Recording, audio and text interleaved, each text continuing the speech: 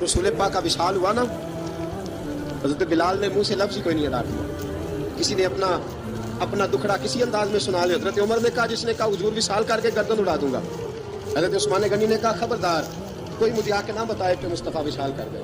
حضرت علی المرتضیٰ رضی اللہ تعالیٰ عنہ نے فرمایا نام بھائی میرے مصطفیٰ پر تو موت آتی ہی نہیں جس طرح آپ لوگوں پہ. سب لوگوں نے اپنے اپنے اظہار کر لیے نا. بلال نے کسی کو دکھ بتایا ہی نہیں. ایک کونے میں بیٹھ کے نا حضرت بلال اکیلے آنسو بہاتے کسی کو بتایا ہی نہیں, اکیلے روئے. ایک شخص کہنے لگا یار بلال بولتا نہیں, کہا نہ بلاؤ اسے.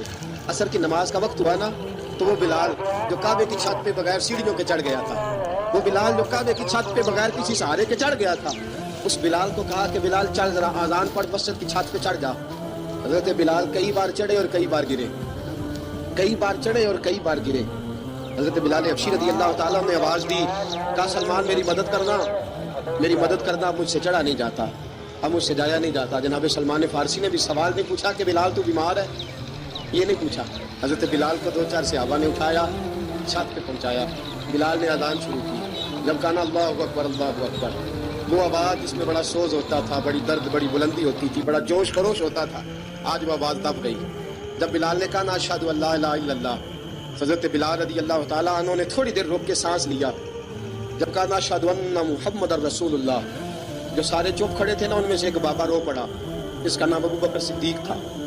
جب حضرت ابو بکر صدیق کی آنکھ میں آنسو آیا تو حضرت بلال چھت کے اوپر زمین پہ گرے, زمین پہ گرے اور کہا ابو بکر یہ ڈیوٹی کسی اور کی لگا دے, یہ ڈیوٹی کسی اور کی لگا دے.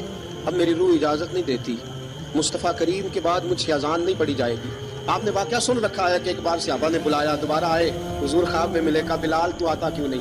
بلال چھوڑ کے چلے گئے تھے. فرمایا میرا یہاں دل نہیں لگتا. ملک شام کے شہر حلب میں چلے گئے تھے, چھوڑ دیا تھا مدینہ منورہ. اب میری نگاہوں میں جچتا نہیں کوئی, جیسے میرے محبوب ہیں ایسا نہیں کوئی. حضور خواب میں ملے, آئے مدینے. حضرت بلال آخری بار, لوگوں نے کہا اذان پڑھو, کہا مجھے وہ اذان بھول ہی گئی ہے جو مجھے مصطفیٰ کریم کے زمانے میں پڑھا کرتا تھا, مجھ سے نہیں پڑھی جاتی, نہ مجھے کرو, میں کیسے پڑھوں؟